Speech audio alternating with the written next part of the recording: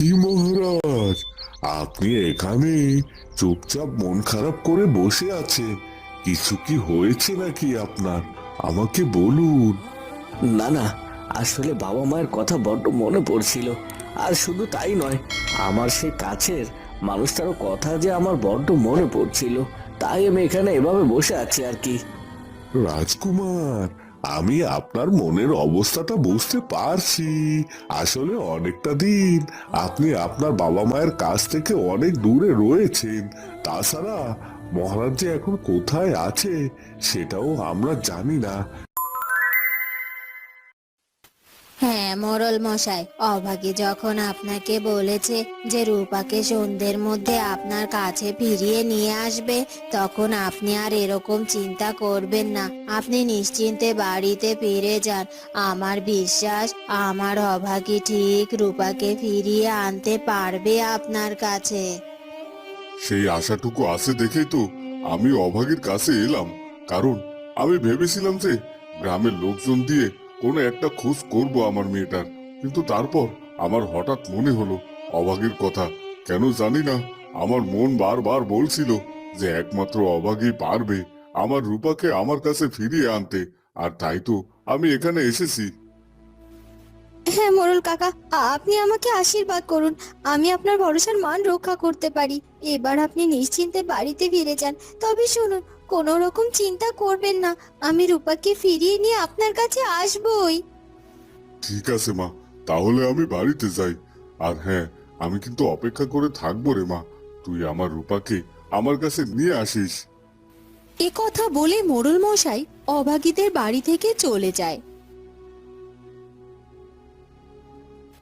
ভালো মা, আমি আর দেরি করতে চাই না, তুমি আমাকে বিদায় দাও। আমি যে রূপা দিদিকে খুঁজে বের করতে চাই। হ্যাঁ মা, যা, তুই গিয়ে রূপাকে খুঁজে বের করে নিয়ে আয়। আর আমি তোকে আটকাবো না, আর তোর জন্য পথে বসেও থাকবো না। কারণ আমার বিশ্বাস তুই রূপাকে নিয়ে ঠিক ফিরে আসতে পারবি। আর তাছাড়া তুই তো একটি ভালো কাজের জন্যই রওনা দিচ্ছিস। এতে যে আমার কত গর্ব হচ্ছে সেটা তোকে বলে বুঝোতে পারবো না। যা মা যা, আমি তোকে আর বাধা দেব না। তাড়াতাড়ি বেরিয়ে পড় এবার। এরপর অভাগী তার ভালো মায়ের অনুমতি নিয়ে বেরিয়ে পড়ে রূপাকে খুঁজে বের করার উদ্দেশ্যে। না না, আজ এ করেই হোক রানীমায়ের কক্ষে আমাকে প্রবেশ করতেই হবে।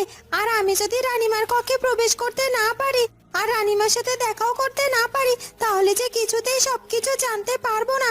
আর আজকে গিয়ে আমি সবাইকে সবকিছু জানাতেই পারবো না। আর তাই আমাকে বুদ্ধি খাটিয়ে রানীমার কক্ষে যে করেই হোক প্রবেশ করতেই হবে। কিন্তু আমি রানীমার কক্ষে কি করে যাব সেটাই তো বুঝতে পারছি না। কারণ ওই রাঘব তো অনেক শেয়ানা। রানীমার কক্ষে সে কাউকে প্রবেশ করতে দিতে চায় না। সে শুধুমাত্র নিজে একাই রানীমার কক্ষে যাওয়া আসা করছে। এমনকি কোনো দাসী পর্যন্ত রানীমার ঘরে প্রবেশ নিষেধ। আর তাই এখন আমি কি করে যে রানীমার কক্ষে প্রবেশ করব সেটাই বুঝতে পারছি না। কিন্তু আমিও কোনোভাবে হার মানবো না। যে করে হোক রানীমার কক্ষে আমাকে প্রবেশ করতেই হবে। আর তাছাড়া আমি খুব ভালো করে জানি প্রহরীরা হয়তো বা রানীমার কক্ষ পাহারা দিচ্ছে। তাই আমাকে দূর থেকে খেয়াল রাখতে হবে যে কখন প্রহরীরা এক মুহূর্তের জন্য রানীমার কক্ষের সামনে থেকে দূরে কোথাও যায়। তাহলেই আমি সুযোগে রানীমার কক্ষে প্রবেশ করব। আর আমাকে এইটুকু যে করতেই হবে। যাই, এখানে দাঁড়িয়ে দাঁড়িয়ে শুধু সময় নষ্ট না করে আমি একটু সামনের দিকে এগিয়ে গিয়ে দেখি। এ কথা বলে দাসী সামনের দিকে এগিয়ে যায়। আর সেখানে এগিয়ে গিয়ে দেখতে পায় একজন প্রহরী সেখানে পাহারা দিচ্ছে।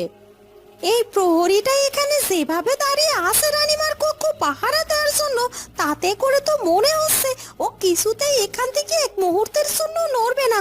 কিন্তু ও যদি এখানে এইভাবে সব সময় দাঁড়িয়ে থাকে, তাহলে আমি কি করে রানীমার কক্ষে প্রবেশ করব? না না না না, আমাকে কোনো না কোনো একটা বুদ্ধি খাটাতেই হবে। আর যে করেই হোক রানীমার কক্ষের সামনে থেকে এই প্রহরীটাকে আমাকে সরাতেই হবে। কিন্তু কিভাবে, কি করব, কি করে যে ওকে এখান থেকে সরাবো সেটাই তো বুঝতে পারছি না। না না না, একটা চিন্তা তো আমাকে করতেই হবে। এই তো পেয়ে গেছি। ওই প্রহরীকে আমি এখান থেকে সরানোর একটা উপায় ঠিক পেয়ে গেছি। আর তাই রানীমার কক্ষে যাওয়া এখন আমার কেউ আটকাতে পারবে না। ওই তো একটা পাথরের টুকরো দেখতে পাচ্ছি। এক্ষুনি পাথরের টুকরোটা আমাকে ব্যবহার করতে হবে। এ কথা বলে দাসী সেই পাথরটি তুলে নেয় আর সে পাথরটি ছুঁড়ে মারে আর বেশ জোরে একটি শব্দ তৈরি হয়। ওদিকে অচেতন অবস্থায় একটি কক্ষের মধ্যে রূপা পড়ে থাকে আর কিছুক্ষণ পরই তার জ্ঞান ফিরে আসে, কিন্তু রূপা বুঝতে পারে না যে সে আসলে কোথায় আছে। আমি কোথায় রয়েছি? তাছাড়া আমি মনে হচ্ছে মেঝেতে পড়ে আছি, কিন্তু আমি এইভাবে মেঝেতে পড়ে আছি কেন? কি হয়েছে কি আমার? আর তাছাড়া আমার তো মনে হচ্ছে এটা আমার নিজের ঘর না। তাহলে আমি কোথায় আছি? না না না না, কিছু তো বুঝতে পারছি না। আর আমার শরীরটা এত ব্যথা কেন করছে? আর মাথাটাও অনেক যন্ত্রণা করছে। মনে হচ্ছে কেউ আমাকে আঘাত করেছে, কিন্তু কে কে আমাকে আঘাত করবে? আর তাছাড়া আমি কোথায় বা আছি?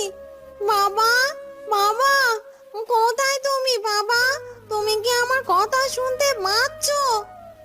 এ কি, বাবাকেও তো ডেকে যাচ্ছি, কিন্তু বাবারও তো কোনো সাড়া শব্দ নেই। তাহলে নিশ্চয় আমি নিজের বাড়িতে নেই, আমি অন্য কোথাও রয়েছি। কিন্তু কোথায় আছি আমি জানি না। কিছু